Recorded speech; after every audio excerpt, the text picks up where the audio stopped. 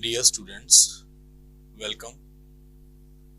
As we are discussing the concept of ideology with various thinkers of ideology, today we shall discuss it with the famous theorist of ideology, Terry Eagleton. Eagleton has studied the theories given by various theorists about ideology, and he also tries to theorize the concept of ideology in his book Ideology and Introduction. Terry Eagleton admits that there is no single definition of ideology. He lists 16 definitions of it in his book titled Ideology, but finds that even these most important definitions are not sufficient to define ideology. At the same time, he does not reject any definition. He observes that both the wider and narrower sense of ideology have their uses. According to him, the political left thinks of dominant modes of ideology. But are socialism and feminism ideologies? If not, why not? Are they non-ideological when in political opposition, but ideological when they come to power? So, he poses such questions to explore the more wider definitions of ideology.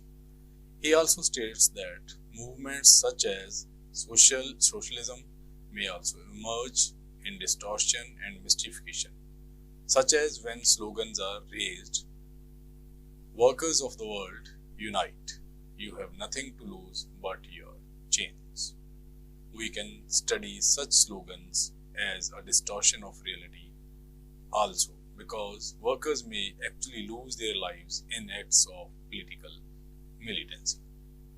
He concludes that by no means all ideologies are oppressive and spuriously legitimate. He stresses that the term ideology should not be confined only to dominant forms of social thoughts. Rather, a broad definition of ideology is required. So, contributing to this broad definition of ideology, Eagleton has written a complete book on it. If we want to discuss, study, and examine the various aspects of ideology, then we can find Terry Eagleton's Ideology and Introduction, an important book. Eagleton argues that ideology is a matter of discourse rather than language. It concerns the actual uses of language between particular human subjects for the production of specific effects. These specific effects may not compulsorily produce false consciousness. So it will be wrong to reduce ideology only to false consciousness. There are several reasons for thinking that this view is unconvincing.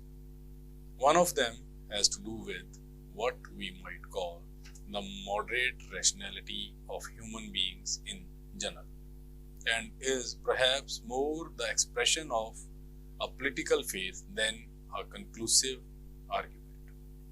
Here he quotes Paul Hist. Quote, "Ideology is not illusion.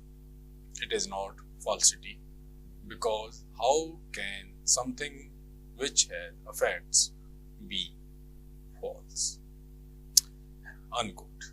Hence, ideological discourse, Eagleton argues, may be false at one level, but it may be true at another. To support his argument, Eagleton gives the example of a comment. If we allow Pakistanis to live in our street, the house prices will fall. This statement may be true, but it may involve the assumption that Pakistanis are not good people or they are inferior, which is false. Eagleton points out that empirical truths and rhetoric are interrelated. Rhetoric uses empirical truths according to its requirements. In other words, ideological discourses are a complex network of empirical and normative elements, according to Terry Eagleton. Eagleton analyzes the mother text of the theory of ideology, the German ideology, in which Marx and Engels famously state that the ideas of the ruling class are in every epoch the ruling ideas. Eagleton explains, quote, "This suggests a more internal relation between ideology and material life than the illusion model perhaps permits." Unquote. He further argues that there are different forms of social consciousness, some of which can be called ideological, but some are non-ideological.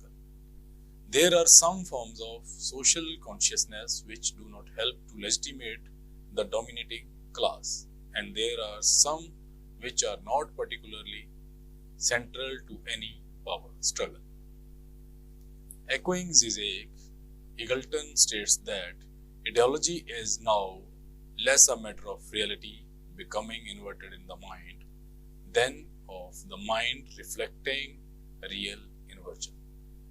If this is so, then ideology has been, so to speak, transferred from the superstructure to the base, or at least signals some peculiarly close relationship between them.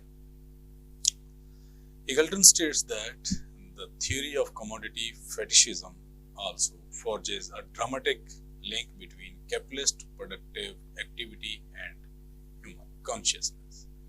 But he wonders, are all social classes indifferently in the grasp of commodity fetishism? Do workers, peasants, and capitalists all share the same ideological universe, universally imprinted as they are by the material structures of capitalism? For Lenin, Eagleton remarks, the sole choice is between the bourgeois or the socialist ideology. He further states that Lenin regards socialism as the ideological expression of the proletarian struggle. However, Eagleton qualifies by saying that Lenin does not define socialism as the spontaneous expression of proletarian consciousness. So for Eagleton, what can counter the dominant ideology is the method of historical materialism, or the proletarian class consciousness. He also endorses Habermas' notion of emancipatory critique, which Habermas believes makes us aware of the institutional constraints. Eagleton reiterates George Lukács' observations that when Marxism declares itself as the ideological expression of the proletariat, how can ideology be related to false consciousness? He adds that today it is not primarily Marxist science, but the concept of totality that is required to study ideology. Science, truth, or theory are no longer to be strictly counterpoised to ideology. Eagleton offers significant insights on the origin of the concept of ideology.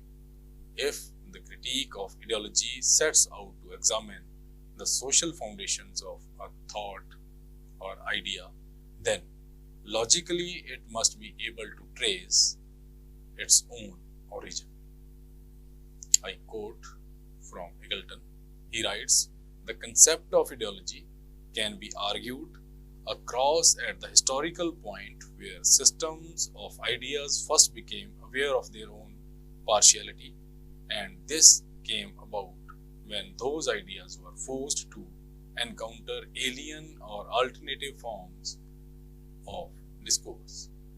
It was with the rise of bourgeois society, above all, that the scene was set for this occurrence."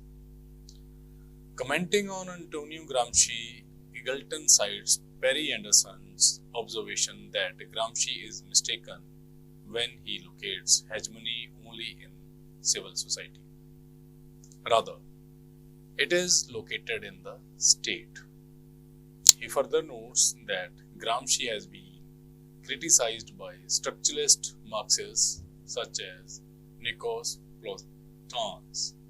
He further notes that Gramsci has been criticized by structuralist Marxists such as Nikos Platonis for committing the historicist error of reducing ideology to the expression of a social class and reducing a dominant class to the essence of the social formation. For Platonis, it is not the hegemonic class which binds society together. On the contrary, the unity of social formation is a structural affair, an effect of the interlocking of several levels or regions of social life under the finally determining constraints of a mode of production. Terry Eagleton finds a number of logical problems with the Althusserian notion of interpolation. He begins with the question: how does the individual human being recognize and respond to the hailing which makes it a subject if it is not subject already? And if he does not respond to the hailing, then is he not a subject? Civil society teaches children how to live, which would presumably be necessary in a socialist order too.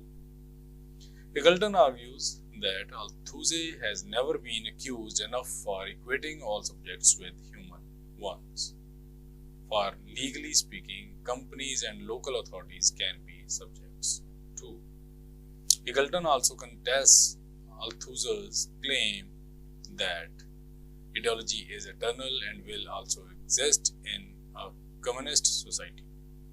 Eagleton agrees with Pierre Mecheret, for whom ideology is the invisible color of daily life, too close to the eyeball to be properly objectified. For Mecheret, ideology can only be revealed by its own contradictions, gaps, silences, and irregularities. Eagleton argues that capitalism does not always use ideology in order to dominate.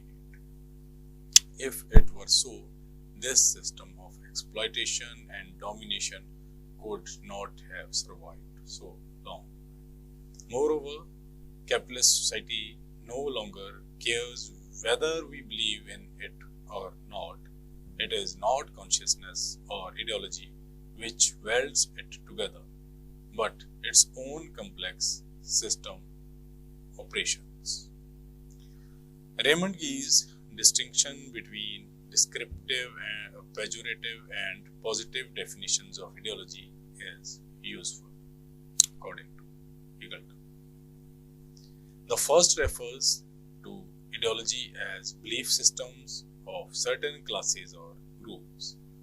The second means these views or beliefs can be viewed critically.